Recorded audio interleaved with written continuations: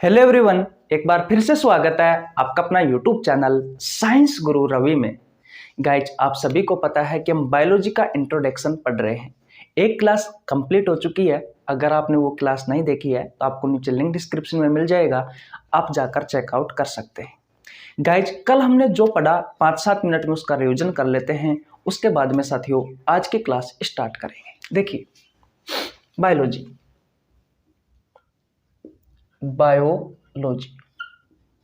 हिंदी में कहा जाता है जीव विज्ञान। क्या कहा जाता है बेटा? जीव विज्ञान। कोई मुझे बताएगा कि क्या होती है बायोलॉजी? गाइज, बायोलॉजी साइंस की एक ब्रांच है, विज्ञान की एक शाखा है, जिसमें हम लिविंग्स के बारे में अध्ययन करते हैं, यानी कि सजीवों के बारे में अध्ययन करते हैं। बायोलॉजी क्या है बेटा? बायोलॉजी विज्ञान की एक शाखा है जिसमें हम सजीवों के बारे में, लिविंग्स के बारे में अध्ययन करते हैं। गाइज, ये बायोलॉजी जो शब्द है ये दो शब्दों से मिलकर के बना होता है। एक होता है बायोज और एक होता है लोगोज। ये दोनों ही साथियों लैटिन भाषा के शब्द हैं। किसके? लैटिन भाषा के शब्द हैं। बायोज का मतलब होता है बेटा ऑल लिविंग। ऑल लिविंग, सभी प्रकार के सजीव। सभी प्रकार के सजीव। और बेटा लोगोज का मतलब होता है टू स्टडी। टू स्टडी यानी कि अध्ययन करना। अध्ययन करना। यहां से बेटा बायोलॉजी की क्या डेफिनेशन निकल के आती है कि सभी प्रकार के सजीवों के बारे में अध्ययन करना ही क्या कहलाता है? बायोलॉजी कहलाता है। बायोलॉजी बेटा साइंस की एक ब्रांच है जिसमें हम सजीवों के बारे में, लिविंग्स के बारे में अध्ययन करते हैं। इतनी बात क्लियर है? बेटा सजीव क्या होते हैं? मैंने आपको कल बताया था कि सजीवों की संरचना बेटा किससे मिलकर के बनी होती है? सेल से, यानी कि कोशिकाओं से मिलकर के बनी होती है। इतनी बात क्लियर है? इसके बाद में साथियों मैंने आपको बताया था कि जो निर्जीव होते हैं बेटा, नॉन लिविंग्स होते हैं, इनकी संरचना किससे बनी होती है? एटॉम से, यानी कि परमाणु के बने होते हैं। जैसे कि मार्कर, व्हाइट बोर्ड, टीवी, पंखा, एसी, कूलर, ये सभी बेटा निर्जीव होते हैं। सजीव कौन कौन होते हैं? सजीवों के उदाहरण क्या है बेटा? तो जितने भी प्लांट है, जितने भी पादप है, वो सभी बेटा सजीव है, लिविंग्स है। हम हमारी बात करें बेटा, ह्यूमन बींग्स सभी सजीव होते हैं। जितने भी एनिमल्स है, जितने भी रेप्टाइल्स है, जितने भी एम्फीबियंस है बेटा, वो सभी क्या होते हैं? वो सभी लिविंग्स होते हैं। बैक्टीरिया, जितने भी बैक्टीरिया है साथियों सभी लिविंग्स होते हैं। फंगी, कवक, सभी क्या होते हैं बेटा? लिविंग्स होते हैं, सभी सजीव होते हैं। और बात करें तो एल्गी, शैवाल, बेटा ये भी क्या होते हैं? ये भी लिविंग होते हैं। लेकिन वायरस के बारे में मैंने आपको बताया था कि जो वायरस होता है बेटा वो सजीव व निर्जीव के बीच की योजक कड़ी होती है, यानी कि सजीव व निर्जीव को जोड़ने वाली कड़ी होती है। क्योंकि बेटा जो वायरस होता है वो वातावरण में तो निर्जीव की तरह व्यवहार करता है, और जैसे ही बेटा वायरस को कोई होस्ट सेल मिले, कहने का मतलब कोई लिविंग बॉडी मिली, कोई सजीव का शरीर मिला साथियों, तो वो सजीव की तरह व्यवहार करने लग जाता है। वो रिप्रोडक्शन करने लग जाता है, वो न्यूट्रिशन करने लग जाता है शरीर में, होस्ट सेल में आकर के। तो निर्जीव क्या है बेटा? निर्जीव सजीव है, निर्जीव के बीच की योजक कड़ी है। इतनी कहानी मैंने आपको कल पढ़ाई थी। फिर साथियों हमने पढ़े थे सजीवों के लक्षण। क्या पढ़े थे? सजीवों के लक्षण, जिसमें मैंने आपको पहला लक्षण पढ़ाया था बेटा कि ऐसी कोई संरचना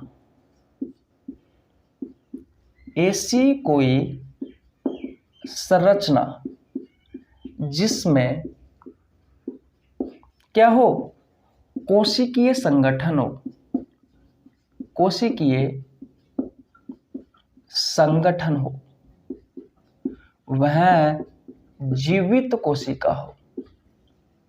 वह जीवित कोशिका हो। जीवित कोशिका हो, वो क्या है बेटा? वो बेटा सजीव है, वो बेटा लिविंग्स है। कोशिकाओं का संगठन होना चाहिए, जीवित कोशिका होनी चाहिए बेटा, वो ही क्या है? सजीव है। इसका सीधा सा मतलब यह है बेटा कि कोई भी सजीव है, सजीव का शरीर किससे बना होता है बेटा? कोशिकाओं से बना होता है। जब भी किसी सजीव का निर्माण होता है तो सबसे पहले उसमें एक कोशिका बनती है। एक कोशिका से किस तरीके से लिविंग बॉडी का, सजीव शरीर का निर्माण होता है, कल मैंने आपको अच्छे से पढ़ाया था। और बेटा कोशिका सजीवों के शरीर की सबसे छोटी इकाई होती है और सजीवों के शरीर की क्रियात्मक और संरचनात्मक इकाई होती है। इतना मैंने आपको बताया था। ओके, दूसरा मैंने क्या बताया था बेटा कि जो सजीव होते हैं उनमें बेटा प्रोटोप्लाज्म पाए जाते हैं, जीव द्रव्य पाया जाता है। सजीव की संरचना में उपस्थित कोशिका, संरचना में उपस्थित कोशिका, कोशिका में जीव द्रव्य प्रोटोप्लाज्म उपस्थित होना चाहिए। अगर बेटा कोई सजीव है तो भैया उसमें प्रोटोप्लाज्म जीव द्रव्य होना चाहिए। यह भी एक कैरेक्टर है लिविंग्स का, यह भी एक सजीव का लक्षण है। तो इन दोनों के बारे में हमने बात की थी। जीव द्रव्य क्या होता है, प्रोटोप्लाज्म क्या होता है? बेटा कोई भी कोशिका है, इस कोशिका को सुरक्षा प्रदान करने के लिए कोशिका के चारों ओर क्या पाया जाता है बेटा? कोशिका के चारों ओर एक मेम्ब्रेन पाई जाती है, एक झिल्ली पाई जाती है जिसे कहा जाता है सेल मेम्ब्रेन। और इस सेल मेम्ब्रेन के अंदर, इस कोशिका झिल्ली के अंदर, इस कोशिका झिल्ली के अंदर बेटा जो भी आपको दिखाई देता है, जो भी पदार्थ दिखाई देता है, चाहे वो लिक्विड हो चाहे ठोस हो, वो सभी क्या है बेटा? वो सभी बेटा प्रोटोप्लाज्म जीव द्रव्य है। आपको पता है कोशिका के बीचों बीच क्या होता है बेटा? केंद्रक होता है। और केंद्रक को सुरक्षा प्रदान करने के लिए केंद्रक के चारों ओर एक झिल्ली पाई जाती है जिसे केंद्रक झिल्ली कहा जाता है। और इस केंद्रक झिल्ली के अंदर बेटा जो द्रव भरा रहता है उस द्रव को कहा जाता है केंद्रक द्रव। और इसमें जीन, क्रोमोसोम, डीएनए, आरएनए ये सब उपस्थित होते हैं। और बेटा कोशिका झिल्ली और इस केंद्रक झिल्ली के बीच में एक द्रव और भरा रहता है, उसे कहते हैं कोशिका द्रव। इसमें बेटा mitochondria, Golgi body, endoplasmic reticulum, ER, lysosome, ribosome, vacuoles ये सभी उपस्थित होते हैं। ये सभी क्या है? कोशिकांग है। तो बेटा कोशिका झिल्ली के अंदर जो भी आपको पदार्थ दिखाई देता है बेटा वो क्या है? वो भैया प्रोटोप्लाज्म है। प्रोटोप्लाज्म किस किस से मिलकर के बना होता है? तो सेल ऑर्गेनेलिज, कोशिकांग होते हैं बेटा कोशिका के, उनसे मिलकर के बना होता है। और जो साइटोप्लाज्म है और जो न्यूक्लियोप्लाज्म यानी कोशिका द्रव और केंद्रक द्रव, इनसे मिलकर के बना होता है। इतनी बात समझ में आ गई? तो बेटा यहां तक तो हमने कल पढ़ा था। अगर आपने कल की वीडियो नहीं देखी है तो जाओ, आपको नीचे लिंक डिस्क्रिप्शन में मिल जाएगा, वहां से जाकर आप चेकआउट कर सकते हैं। आज हम पढ़ने वाले हैं बेटा सजीवों का तीसरा कैरेक्टर क्या है। तो आप स्क्रीनशॉट ले लीजिए, हम मिटा देते हैं और फिर आगे चलते हैं। मिटा दे भैया, स्क्रीनशॉट ले लिया? ओके, देखिए बेटा अब बात करते हैं हम सजीवों के तीसरे लक्षण की, कि सजीवों का तीसरा कैरेक्टर क्या है, क्योंकि अब तक हमने 2 कैरेक्टर पढ़ लिए। नंबर 3 पर बात करते हैं साथियों मेटाबॉलिज्म के बारे में।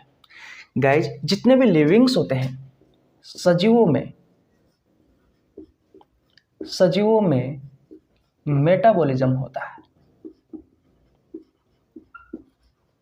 मेटाबॉलिज्म, गाइज मेटाबॉलिज्म को हिंदी में बोला जाता है उपापचयन या फिर चापचय। क्या बोला जाता है? चापचय या फिर उपापचयन होता है। देखिए ध्यान से सुनना बेटा, आपको बहुत अच्छे से समझ में आएगा। जितने भी लिविंग है बेटा, सभी सजीवों में गाइस ये मेटाबॉलिज्म की प्रोसेस होती है, मेटाबॉलिज्म की प्रक्रिया होती है।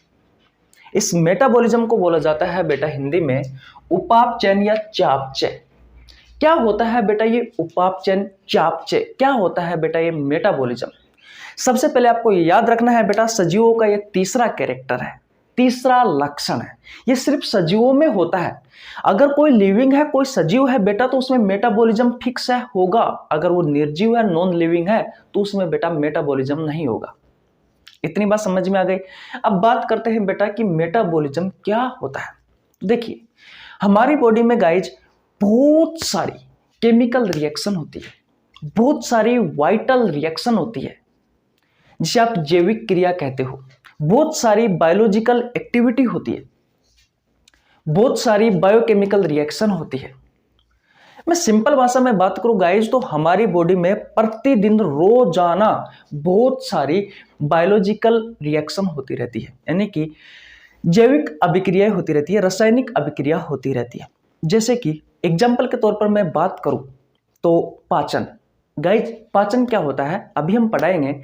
जटिल भोज्य पदार्थों को सरल भोज्य पदार्थों में कन्वर्ट करना ही क्या कहलाता है बेटा? पाचन कहलाता है। आपको पता है हम भोजन के इतने बड़े बड़े अणु खाते हैं और उन बड़े बड़े अणुओं को एंजाइम जो होते हैं बेटा वो छोटे छोटे अणुओं में तोड़ देते हैं और उनको पता है, आपको पता है कि भोजन से हमें क्या मिलती है? ऊर्जा मिलती है। तो पाचन बेटा एक क्या है? एक बायोलॉजिकल प्रोसेस है, एक केमिकल रिएक्शन है जो बेटा हमारी बॉडी में हो रही है। उसके अलावा हम श्वसन की बात करें, रेस्पिरेशन की बात करें तो क्या होता है? कोशिकाओं में उपस्थित जो ग्लूकोज होता है उसे ऑक्सीजन की उपस्थिति में तोड़ा जाता है, कार्बन डाइऑक्साइड, जल और ऊर्जा का निर्माण किया जाता है। बेटा ये भी एक केमिकल रिएक्शन है जो आपकी बॉडी में होती है, इसे आप वाइटल रिएक्शन भी कह सकते हो। इतनी बात समझ में आ गई।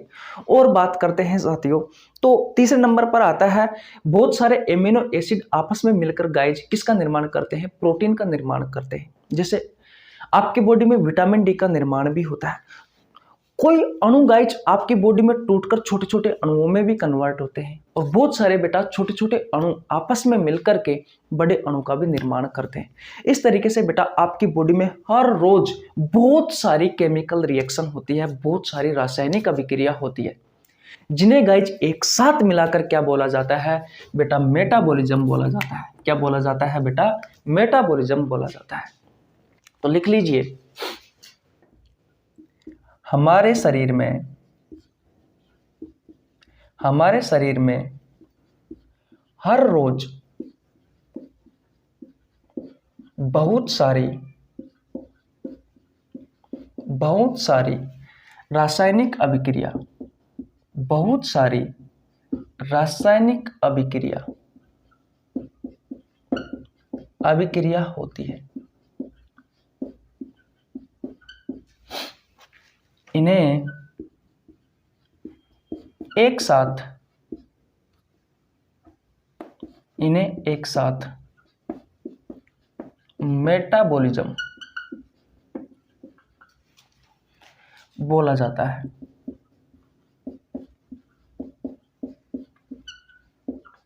देखिए एक बार वो समझिए, अभी तक आपको अच्छे से समझ में नहीं आया है तो कोई बात नहीं, एक बार वो समझते हैं। मैंने कहा कि हमारी बॉडी में प्रतिदिन रोजाना बहुत सारी केमिकल रिएक्शन होती है, बहुत सारी रासायनिक अभिक्रिया होती है, जिन्हें साथियों एक साथ क्या बोला जाता है? मेटाबॉलिज्म बोला जाता है, उपापचयन या चापचय बोला जाता है। इतनी बात समझ में आ गई।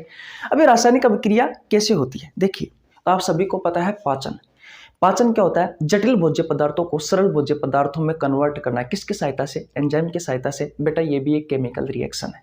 इतनी बात क्लियर है। रेस्पिरेशन की बात करें, श्वसन की बात करें तो बेटा ग्लूकोज को ऑक्सीजन की उपस्थिति में तोड़कर कार्बन डाइऑक्साइड, जल और ऊर्जा का निर्माण करना, ये भी बेटा एक केमिकल रिएक्शन है जो आपकी बॉडी में होती है। बहुत सारे एमिनो अम्ल जब आपस में जुड़ जाते हैं बेटा तो प्रोटीन का निर्माण होता है। बेटा ये भी एक केमिकल रिएक्शन है। और बात करें तो विटामिन डी का निर्माण आपके शरीर में होता है। बेटा वो भी एक केमिकल रिएक्शन के थ्रू ही होता है। कोई साथ गाइज बहुत सारे छोटे छोटे अणु आपस में मिलकर कोई बड़े अणु का निर्माण करता है। आपकी बॉडी में ऐसा होता है और बहुत सारे बड़ा अणु छोटे छोटे अणुओं में कन्वर्ट भी होता है। इस तरीके से बहुत सारी रिएक्शन आपकी बॉडी में हर रोज होती है। गाइज इन सभी रिएक्शंस को एक साथ मिलाकर क्या बोला जाता है बेटा? मेटाबॉलिज्म बोला जाता है, उपापचय, चापचय बोला जाता है। अब आपको अच्छे से समझ में आ गया। अब बेटा ये 2 प्रकार का होता है। कितने प्रकार का होता है ये मेटाबॉलिज्म? 2 प्रकार का। एक होता है बेटा कैटाबॉलिज्म, इसे हिंदी में बोला जाता है अपचयन, कैटाबॉलिज्म। और दूसरा होता है बेटा एनाबॉलिज्म, इसे हिंदी में बोला जाता है उपचयन। क्या बोला जाता है? उपचयन बोला जाता है। एक है कैटाबॉलिज्म और एक है एनाबॉलिज्म। इसे हिंदी में बोला जाता है कैटाबॉलिज्म को अपचयन और इसे बोला जाता है एनाबॉलिज्म को उपचयन। अब बेटा बात आती है कि क्या होता है कैटाबोलिज्म और क्या होता है बेटा एनाबोलिज्म। तो देखिए कैटाबोलिज्म में क्या होता है, एक बड़ा अणु होता है, ये बड़ा अणु बेटा छोटे छोटे अणुओं में कन्वर्ट हो जाता है। इतनी बात क्लियर है। अगर एग्जाम्पल की बात करूं बेटा तो पाचन। पाचन में क्या होता है बेटा, आपको पता है कि हम इतने बड़े बड़े मॉलिक्यूल खाते हैं, भोजन के इतने बड़े अणुओं का हम लेते हैं और उन भोजन के बड़े बड़े अणुओं को एंजाइम बेटा छोटे छोटे अणुओं में कन्वर्ट कर देता है। तो एक बड़ा अणु छोटे छोटे अणुओं में कन्वर्ट हुआ या नहीं हुआ। तो आपसे क्वेश्चन पूछा जाता है कि निम्न में से पाचन किस प्रकार की रासायनिक अभिक्रिया है, कैटाबोलिक है या फिर एनाबोलिक है। तो गाइज आपको याद रखना है पाचन किस प्रकार की अभिक्रिया है, कैटाबोलिज्म है, कैटाबोलिक है। इतनी बात समझ में आ गई। कहने का मतलब अपचयन है, अपचयन की प्रोसेस होती है बेटा, कैटाबोलिज्म होता है पाचन में। भोजन के बड़े बड़े अणुओं को छोटे छोटे अणुओं के रूप में तोड़ना होता है गाइज एंजाइमों की सहायता से। और ये किस प्रकार की प्रोसेस है, तो भैया ये कैटाबोलिज्म प्रोसेस है। इतनी बात क्लियर है। इसका एग्जाम्पल मैंने लिखवा दिया बेटा आपको, पाचन। समझ में आया। ओके, एनाबोलिज्म की बात करते हैं। इसमें क्या होता है बेटा, बहुत सारे छोटे छोटे अणु आपस में मिलकर के बेटा एक बड़े अणु का निर्माण करते हैं। एग्जाम्पल के बारे में बात करें तो बहुत सारे अमीनो अम्ल मिलकर बहुत सारे अमीनो अम्ल मिलकर किसका निर्माण करते हैं बेटा, अमीनो एसिड मिलकर किसका निर्माण करते हैं बेटा, तो प्रोटीन का निर्माण करते हैं। किसका निर्माण करते हैं बेटा, प्रोटीन का निर्माण करते हैं। तो आपसे क्वेश्चन पूछा जाता है कि प्रोटीन में निम्न में से किस प्रकार की केमिकल रिएक्शंस होती है। तो भैया ये होती है एनाबोलिक प्रोसेस, एनाबोलिक रिएक्शन। उपचयन की अभिक्रिया होती है, उपचयन की प्रक्रिया होती है बेटा प्रोटीन के निर्माण में। और पाचन में कैटाबोलिज्म प्रोसेस होती है भैया। बोलो। तो गाइज मेरा कहने का मतलब यह है कि कोई भी लिविंग होगा, कोई भी सजीव होगा बेटा, उसमें फिक्स है कि उसमें क्या होगा, मेटाबॉलिज्म होगा। ये एक कैरेक्टर है सजीवों का, ये एक लक्षण है, ये सजीवों की पहचान है। अगर गाइज वो सजीव है तो फिक्स है भैया कि उसमें क्या होगा, मेटाबॉलिज्म होगा। ये क्या है, एक वाइटल रिएक्शन है, एक जैविक प्रक्रिया है, या केमिकल रिएक्शन भी कह सकते हैं हम, बायोकेमिकल रिएक्शन भी कह सकते हैं हम, बायोलॉजिकल एक्टिविटी भी कह सकते हैं हम। बोलो बेटा, इतनी कहानी आपको समझ में आई या नहीं आई। तो अब तक हमने बेटा सजीवों के 3 कैरेक्टर पढ़े। पहला हमने ये जाना कोई भी संरचना है उसमें कोशिकीय संगठन या जीवित कोशिका होनी चाहिए। इसका सीधा सा मतलब यह है कि सजीवों की जो संरचना होती है बेटा वो कोशिकाओं से मिलकर के बनी होती है। अगर कोई सजीव है तो फिक्स है उसमें कोशिका होगी। और दूसरा कैरेक्टर क्या था बेटा हमारा, कोशिकाओं में जीव द्रव्य होता है। एक बात का बारे में और बता दूं मैं आपको, जीव द्रव्य की खोज पुरकिंजे नामक वैज्ञानिक ने की थी और हेग्जले ने कहा था कि सभी सजीवों का भौतिक आधार होता है जीव द्रव्य। यह आपसे आपकी प्रतियोगी परीक्षाओं में क्वेश्चन पूछे जाते हैं। स्टेट पीसीएस में पूछा गया था ये क्वेश्चन कि सभी सजीवों का भौतिक आधार होता है जीव द्रव्य, प्रोटोप्लाज्म। इतनी बात क्लियर है। तो तीसरा कैरेक्टर आपको समझ में आया नहीं आया, ये मेटाबॉलिज्म बेटा आगे बहुत काम आने वाला है, ध्यान से याद कर लेना। तो तीसरा कैरेक्टर आपको समझ में आया। ओके गाइज, स्क्रीनशॉट ले लीजिए अगर आपको तीसरा कैरेक्टर समझ में आ गया है। अब हम चौथे कैरेक्टर की बात करते हैं, न्यूट्रिशन की बात करते हैं। ले लिया स्क्रीनशॉट। ओके भैया, देखिए भैया अब बात करते हैं हम सजीवों के चौथे कैरेक्टर की, सजीवों के चौथे लक्षण की। चौथा कहता है भैया कि सजीवों में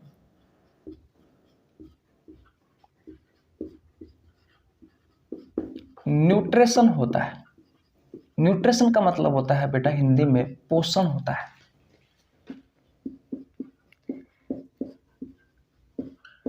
कोई बेटा सजीव है, कोई लिविंग है बेटा, तो उसमें फिक्स है न्यूट्रिशन होगा, पोषण होगा। अब बात आती है कि भैया ये न्यूट्रिशन क्या होता है, आइए समझते हैं। देखिए बेटा सिंपल भाषा में बात करूं तो हमारे शरीर की वृद्धि और विकास के लिए, ग्रोथ और डेवलपमेंट के लिए हमें न्यूट्रिएंट की आवश्यकता होती है, पोषक तत्वों की आवश्यकता होती है। हम पोषक तत्वों का सेवन करते हैं और बेटा पोषक तत्वों का सेवन करना हमारे शरीर की वृद्धि और विकास के लिए वही क्या है बेटा, वही न्यूट्रिशन है, वही पोषण है। या फिर मैं ये कहूं कि हमारे शरीर की या फिर सभी सजीवों के सेल की, टिश्यू की, ऑर्गन की ग्रोथ के लिए हम न्यूट्रिएंट पोषक तत्वों का सेवन करते हैं। और बेटा कोशिका, उत्तक और अंगों की ग्रोथ के लिए इन न्यूट्रिएंट पोषक तत्व, न्यूट्रिएंट पोषक तत्व, इनका सेवन करना ही बेटे क्या कहलाता है, न्यूट्रिशन कहलाता है। क्या कहलाता है भैया, न्यूट्रिशन कहलाता है। अभी पोषक तत्व क्या क्या हो सकते हैं बेटा, तो कार्बोहाइड्रेट,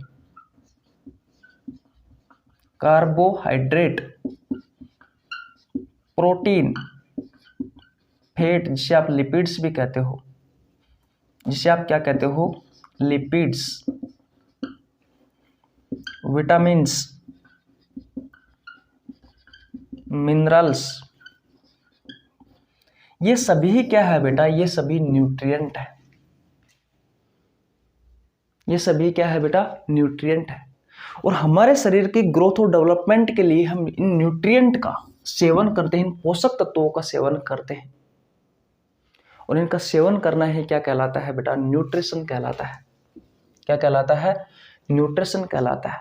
अब कार्बोहाइड्रेट क्या होते हैं, प्रोटीन क्या होती है, फैट क्या होते हैं, विटामिन्स क्या होते हैं, और बेटा ये मिनरल्स क्या होते हैं, तो इनके बारे में बेटा हम आपको अच्छे से पढ़ाएंगे।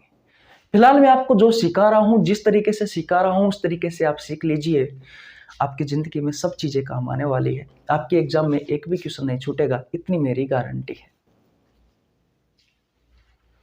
तो न्यूट्रिशन की डेफिनेशन आपको समझ में आई कि पोषण क्या होता है। हमारे शरीर की ग्रोथ और डेवलपमेंट के लिए हम न्यूट्रिएंट पोषक तत्वों का सेवन करते हैं बेटा, वही होता है न्यूट्रिशन, पोषण।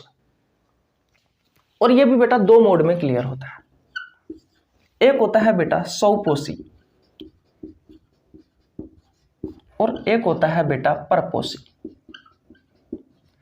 अब बात आती है कि स्वपोषी क्या होता है और ये परपोषी क्या होता है। तो स्वपोषी ऐसे सजीव होते हैं, ऐसे लिविंग्स होते हैं बेटा, ऐसे सजीव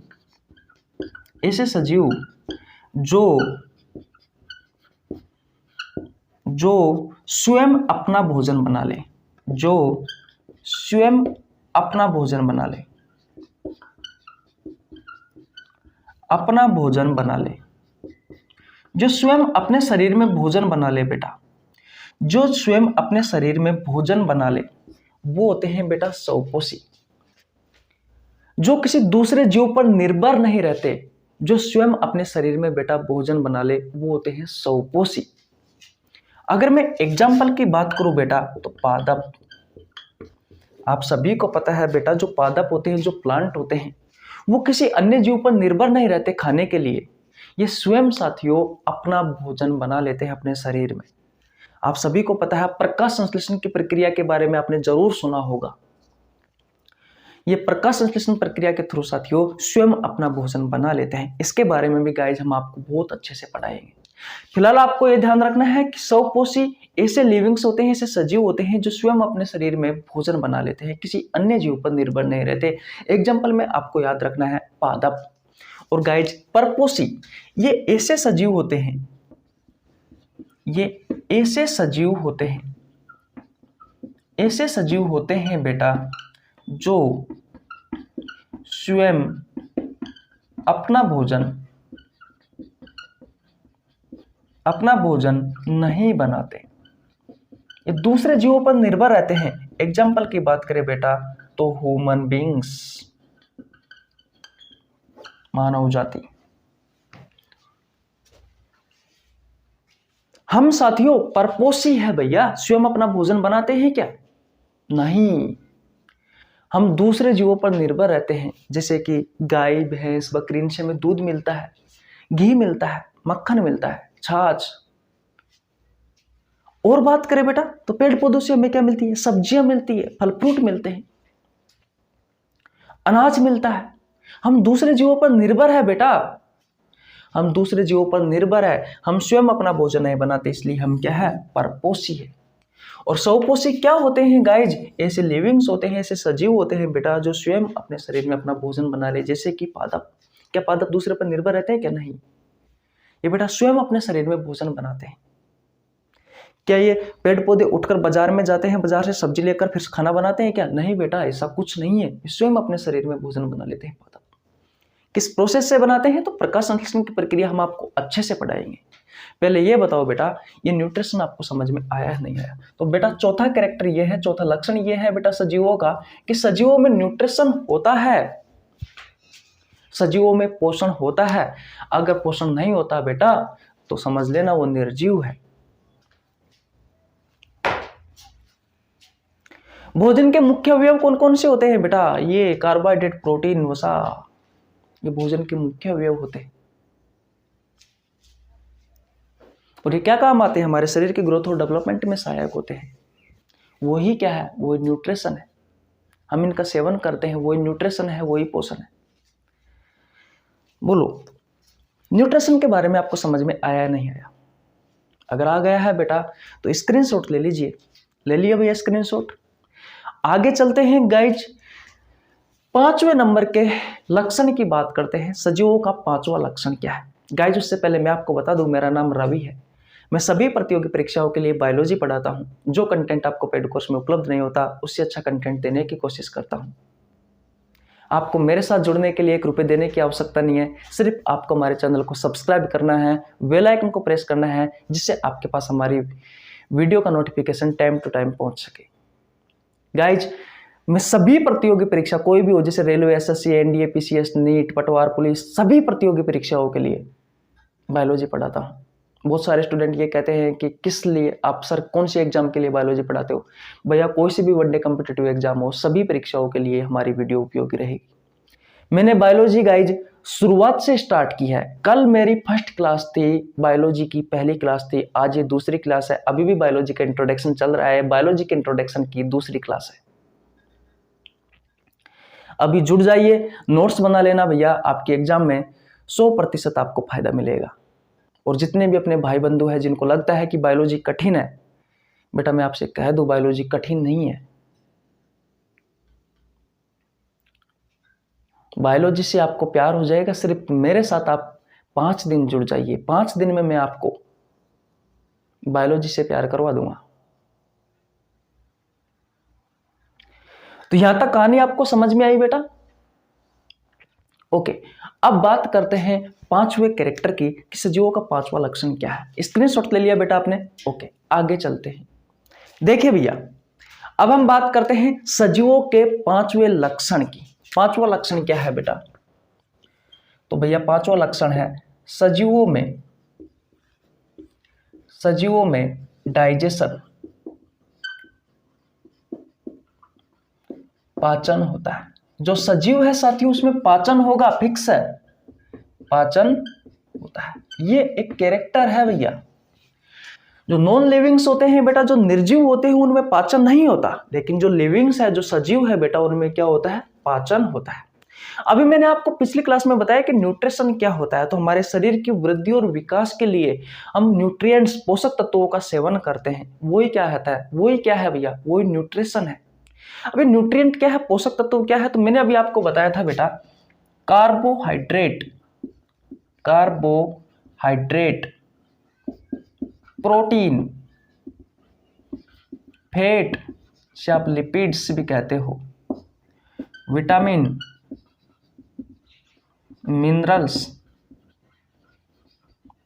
ये सभी क्या है बेटा? ये सभी न्यूट्रिएंट है, पोषक तत्व है। क्या है बेटा? ये पोषक तत्व है। ये भोजन के मुख्य अवयव भी है बेटा। ये भोजन के मुख्य अवयव है, मुख्य घटक है ये बेटा। कार्बोहाइड्रेट के स्रोत क्या क्या है? अभी मैं आपको हिंट दे देता हूं। कार्बोहाइड्रेट आपको प्राप्त होता है मिठाइयों से, जूस से, शहद से, गुड़ से, चीनी से, आलू से, चावल से। इन सभी में बेटा भरपूर मात्रा में कार्बोहाइड्रेट पाया जाता है। ये सभी भोजन के मुख्य अवयव है, मुख्य घटक है भैया। प्रोटीन, दूध, विभिन्न प्रकार की दालें, मशरूम, बहुत सारी चीज़ों से प्राप्त होता है बेटा प्रोटीन, तो लिपिड्स, तेल, घी, डालडा, विटामिन, हरी पत्तेदार सब्जियां, फल, सब्जियां, फ्रूट, मिनरल्स, ये भी अनाज से, दूध में भी होता है। कहने का मतलब बेटा ये सभी क्या है हमारे, ये सभी भोजन के मुख्य अवयव है, भोजन के मुख्य घटक है। तो भोजन का आप सेवन करते हो, लेकिन भोजन को आप बड़े बड़े अणुओं में तोड़ते हो बेटा, बड़े बड़े अणुओं के रूप में ग्रहण करते हो। कैसे? तो देखिए, भोजन के ये बड़े बड़े अणु है बेटा। अब भोजन के बड़े बड़े अणुओं के रूप में आपने भोजन को ग्रहण किया, एंजाइम की सहायता से बेटा इन भोजन के बड़े बड़े अणुओं को आप छोटे छोटे अणुओं में तोड़ते हो। किस में तोड़ते हो बेटा? छोटे छोटे अणुओं में तोड़ते हो। और जटिल भोज्य पदार्थों को बेटा एंजाइमों की सहायता से छोटे छोटे अणुओं में तोड़ना, छोटे छोटे अणुओं में तोड़ना ही क्या कहलाता है बेटा? डाइजेशन कहलाता है, पाचन कहलाता है। अगर मैं सीधे सिंपल भाषा में बात करूं तो भोजन के बड़े बड़े अणुओं को छोटे छोटे अणुओं के रूप में तोड़ना ही क्या कहलाता है? पाचन कहलाता है, डाइजेशन कहलाता है। यह भी बेटा सजीवों का एक कैरेक्टर है, सजीवों का एक लक्षण है। तो अगर आपसे कोई क्वेश्चन पूछे कि डाइजेशन क्या है, पाचन क्या है, तो जटिल भोज्य पदार्थों को एंजाइमों की सहायता से छोटे छोटे सरल भोज्य पदार्थों के रूप में कन्वर्ट करना ही बेटा क्या कहलाता है? डाइजेशन कहलाता है, पाचन कहलाता है। अब बेटा जैसे ही भोजन का पाचन हो जाता है तो बेटा इनका अवशोषण किया जाता है, और अवशोषण करके बेटा हमारे कोशिकाओं के पास जो भोजन का अंतिम रूप पहुंचता है बेटा, वो क्या पहुंचता है? ग्लूकोज पहुंचता है। क्या पहुंचता है बेटा? ग्लूकोज पहुंचता है। तो बोलो पांचवा कैरेक्टर आपको समझ में आया या नहीं आया? मैंने कहा भोजन के बड़े बड़े अणुओं को एंजाइमों की सहायता से छोटे छोटे अणुओं के रूप में तोड़ना ही क्या कहलाता है? डाइजेशन कहलाता है, पाचन कहलाता है। और ये सभी बेटा भोजन के मुख्य अवयव। आप कुछ भी खा लीजिए बेटा, आपको यही प्राप्त होंगे, carbohydrate, protein, fat, vitamin, minerals. ये भोजन के मुख्य घटक है। इतनी कहानी आपको समझ में आ गई। अब बात करते हैं बेटा रेस्पिरेशन, श्वसन की, कि श्वसन क्या होता है बेटा। ये भी एक सजीवों का कैरेक्टर है, ये भी एक सजीवों का लक्षण है। तो गाइज अगर आपको समझ में आ गया है कि डाइजेशन क्या है, ये पांचवा कैरेक्टर है भैया सजीवों का, पांचवा लक्षण है, तो ये समझ में आ गया है कि डाइजेशन क्या होता है। तो अब हम आगे बढ़ते हैं बेटा, बढ़े आगे। ओके, तो स्क्रीनशॉट ले लीजिए। ले लिया स्क्रीनशॉट? ओके भैया आगे चलते हैं। देखिए भैया अब बात करते हैं हम सजीवों के छठे लक्षण की, छठे कैरेक्टर की। सजीवों में क्या होता है साथियों? सजीवों में रेस्पिरेशन होता है। रेस्पिरेशन का मतलब होता है बेटा श्वसन होता है। अगर कोई सजीव है, कोई लिविंग है बेटा, तो उसमें फिक्स है कि श्वसन की प्रोसेस होगी, रेस्पिरेशन होगा। लेकिन अगर बेटा निर्जीव है, नॉन लिविंग्स है, तो भैया उसमें क्या नहीं होगा? रेस्पिरेशन नहीं होगा, श्वसन नहीं होगा। आइए समझते हैं बेटा श्वसन होता क्या है। देखिए मैंने अभी आपको बताया कि भोजन का जो अंतिम रूप होता है वो बेटा ग्लूकोज होता है, C6H12O6। ये किसका सूत्र है बेटा? ये है ग्लूकोज का। और ये हमारी कोशिकाओं के पास में जाकर के इकट्ठा होता है, हमारे सेल के पास में जाकर के इकट्ठा होता है। इतनी बात क्लियर है? क्या होता है रेस्पिरेशन, श्वसन? अगर आपको पता है तो आप कमेंट बॉक्स में बता सकते हो। वातावरण में साथियों बहुत सारी गैसें होती है, जैसे कि नाइट्रोजन होती है 78%, ऑक्सीजन होती है 21%, कार्बन डाइऑक्साइड होती है 0.03%, और बेटा अदर गैसें होती है। इन्हें हम इनहेल करते हैं, वातावरण में उपस्थित गैस को, वायु को, एयर को। और बेटा हमारे फेफड़ों में ये सारी चीजें पहुंचती है। अब हमारे जो लंग्स होते हैं बेटा, उन लंग्स में क्या होता है? ब्लड होता है।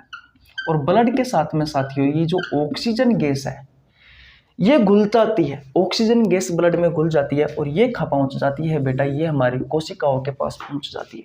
कोशिकाओं के पास क्या होता है बेटा? ग्लूकोज, C6H12O6 ग्लूकोज होता है। और बेटा इस ग्लूकोज को ऑक्सीजन की उपस्थिति में तोड़ा जाता है। ये जो ऑक्सीजन आया है ना बेटा ब्लड के साथ घुलकर, ये ग्लूकोज ऑक्सीजन को तोड़ता है भैया, सॉरी, ये ऑक्सीजन इस ग्लूकोज को तोड़ता है और बेटा क्या बनाता है? कार्बन डाइऑक्साइड जल और भैया एटीपी बनाता है। हमारे शरीर में बेटा जो ऊर्जा बनती है वो बेटा एटीपी के रूप में बनती है। एटीपी की फुल फॉर्म होती है बेटा एडिनोसिन ट्राइफॉस्फेट। आपसे आपके प्रतियोगी परीक्षाओं में क्वेश्चन पूछा जाता है कि एटीपी की फुल फॉर्म क्या है। एटीपी की फुल फॉर्म होती है एडिनोसिन ट्राइफॉस्फेट। हमारे शरीर में जल कितना होता है बेटा? 78%, सॉरी लगभग 70% होता है।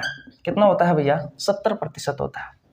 आप 68% भी कह सकते हो, लेकिन एवरेजन 70% आपकी बॉडी में बेटा जल होता है। कार्बन डाइऑक्साइड बेटा यहाँ पर एक अपशिष्ट पदार्थ है जो इस केमिकल रिएक्शन में बना है। अगर ये हमारी बॉडी में रहेगा बेटा तो ये जल से क्रिया करके कार्बनिक अम्ल बना लेगा। इसलिए गाय जी शरीर से बाहर निकालना जरूरी होता है इन अपशिष्ट पदार्थों को। हम आपको बताएंगे कि सजीवों में बेटा एक एक्सीलेटरी उत्सर्जन प्रोसेस भी होती है, जिसमें क्या होता है हमारे शरीर में बहुत सारे अपशिष्ट पदार्थों का निर्माण होता है। उन अपशिष्ट पदार्थों को शरीर से बाहर निकालना ही उत्सर्जन कहलाता है। उसके बारे में भी हम आपको पढ़ाएंगे। फिलहाल मुझे ये बताओ, ये कहानी आपको समझ में आई या नहीं आई? एक बार और रिवीजन करवाते हैं, फिर आगे बढ़ते हैं। मैंने कहा कि बेटा भोजन का जो अंतिम रूप होता है वो ग्लूकोज होता है। ग्लूकोज हमारी कोशिकाओं के पास उपस्थित होता है। वातावरण में ये सारी गैसें होती है। नाइट्रोजन 78%, ऑक्सीजन 21%, कार्बन डाइऑक्साइड 0.03% और अदर गैसें होती है।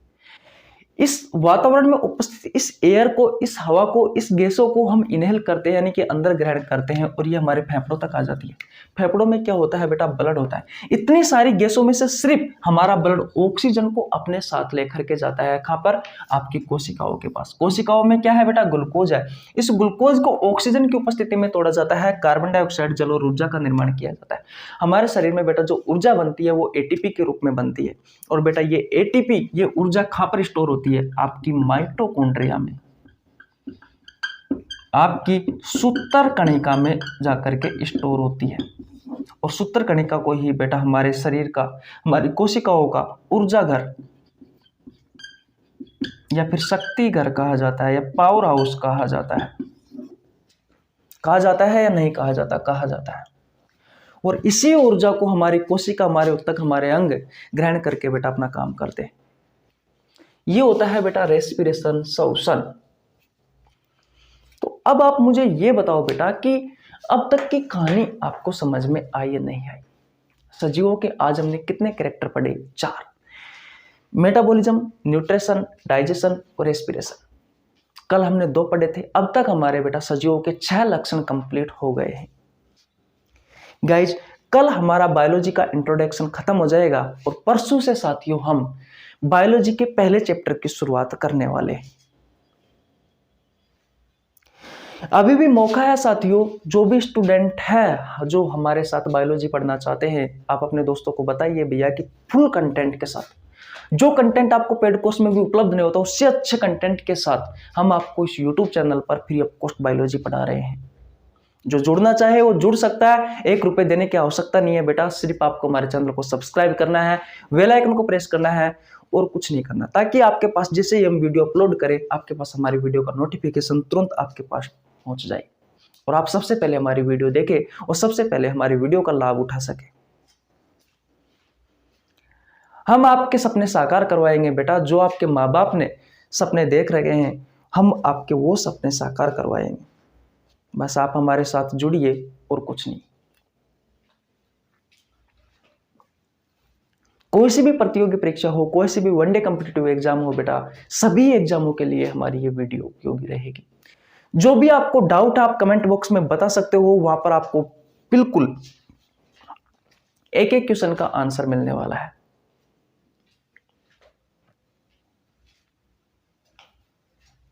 बोलो, तो यहां तक की कहानी आपको समझ में आई या नहीं आई बेटा? अगर आ गई है तो वीडियो को लाइक कर दीजिए, आपके छोटे भाई के लिए एक प्यारा सा कमेंट कर दीजिए। चैनल पर नया तो चैनल को सब्सक्राइब कर लेना, बेल आइकन को प्रेस कर लेना, ताकि आपके पास हमारी वीडियो का नोटिफिकेशन टाइम टू टाइम पहुंच सके। मिलते हैं गाइज नेक्स्ट वीडियो में, तब तक के लिए जय हिंद, जय भारत, राम राम।